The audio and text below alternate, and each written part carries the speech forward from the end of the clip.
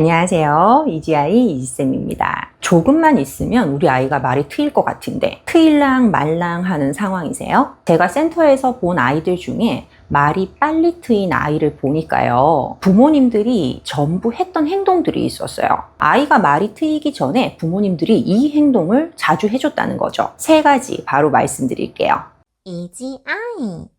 첫 번째, 말 트인 아이의 부모님들은 옹알이와 소리놀이를 충분히 해줬어요. 아이들은 어느 날 갑자기 단어나 문장을 말하지는 않아요. 우리가 이 언어 발달이라고 하잖아요. 이 발달 순서의 첫 번째는 울음이에요. 실컷 울고 그 다음 옹알이, 충분히 옹알이를 하고 그 다음에 뭔가 불명확한 외계어스러운 말들을 합니다. 그 다음이 단어예요. 그러니까 언어 발달에서 단어의 순서는 첫 번째가 아니라 4번째인 거죠. 여러분, 단어는 4번째 단계입니다. 그런데 여기서요, 특히 이 옹알이 단계가 튼튼해야 단어가 빨리 터집니다. 그래서 집에서 아이가 하는 옹알이를 그냥 넘기지 마세요. 아이가 으아 으아 으아 이런 식으로 모음 옹알이를 하면 엄마가 흘려듣지 마시고 똑같은 단계로 우와 이야 오우 어우 어우 이렇게 옹알이로 맞장구를 쳐주시는 거예요. 이렇게 소리를 가지고 노는 경험과 시간이 쌓여야 해요. 단어가 나오기 전에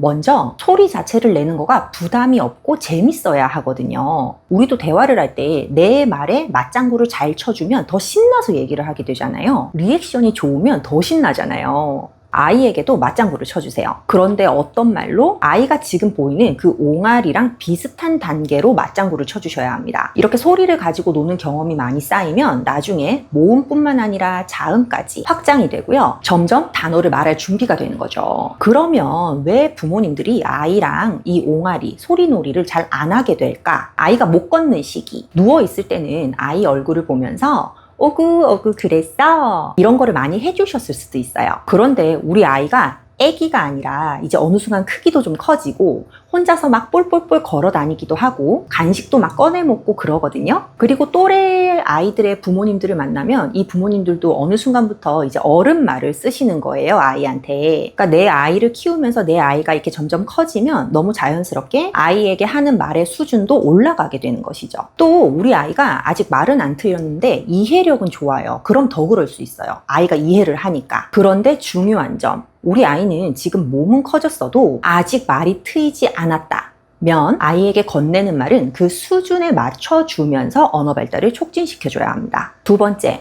말이 트인 아이의 부모님들은 아이의 비언어적인 행동에 반응해줬어요. 이게 일상에서요, 생각보다 많이 놓치는 부분이에요. 아이가 말이 트이기 전에 많이 사용하는 게 몸짓 표현이거든요. 눈이나 손, 몸으로 이렇게 어떻게 자기의 욕구를 표현하는데 부모님이 아이가 하는 몸짓을 보면 무슨 뜻인지 소통이 되잖아요. 그러다 보니 아이의 몸짓을 보고 반응해 주셔야 하는데 해결을 해주시는 경우가 많아요. 예를 들어서 아이가 과자가 먹고 싶어서 과자 봉지를 들고 와서 과자 봉지를 이렇게 통통통통통통 두드려요. 또 엄마 옷을 잡고 끌어요. 이렇게 이거 뜯어달라고. 그런 아이의 모습을 보면 딱 봐도 이 과자를 뜯어달라 그거잖아요. 이거를 보고 부모님들께서 대부분 과자 봉지를 바로 뜯어주신단 말이에요. 이거는 반응이기보다는 해결에 가깝죠. 또 아이가 보이는 몸짓을 보고 엄마가 아이가 해야 할 말을 다 해주시는 경우도 있어요. 이렇게 이 상황을 바로 지나쳐 버리기보다는 아이가 어떤 몸짓을 보이면 5초 정도만 시간을 할애해서 반응해 주세요. 반응을 어떻게 하냐고요? 아이가 과자 봉지를 가리키면 엄마가 과자를 이렇게 집어요. 그리고 역시나 아이의 수준처럼 과자를 이렇게 가리키면서 까까 하시고 또 봉지를 통통통 두드리면서 뜯어 이렇게 간단한 소리를 들려주시는 거예요. 반응을 해준다는 거는 네 표현이 지금 이 뜻이 맞니? 하시는 거라고 보시면 돼요. 그럼 아이가 고개를 끄덕끄덕 하고 또 이렇게 한 번 더 소통할 기회가 생기게 되죠. 당장은 말소리를 안 내더라도 이 행동이 반복되면 아이가 표현이 보다 빨리 트일 수 있게 되어요. 3번째, 말 트인 아이의 부모님들은 다 해주지 않는 환경을 만들어 주셨어요. 이게 무슨 말이냐? 한마디로 아이가 조금은 불편할 수 있는 상황을 만들어 주시는 거죠. 또 잠깐 기다린다는 겁니다. 아이가 언어가 늦는 경우 부모님이 아이의 욕구를 너무 빨리 채워줘서 아이가 말할 기회를 놓치는 경우가 많아요. 아이가 표현할 틈을 의도적으로 만들어 주시는 게 중요해요. 여러분, 제가 방금 표현할 틈이라고 말씀드렸죠. 완전한 표현이 아니에요. 아직 말이 안 트였으니까. 예를 들어서 아이한테 이지야 신발 신어 이렇게 말을 하시면서 신발을 다 신겨주세요. 그러면 아이는 말할 기회가 없거든요. 그런데 신발 신어 하시고 기다리시는 거예요. 그럼 아이가 신발을 신어보려고 하다가 잘 안 들어가면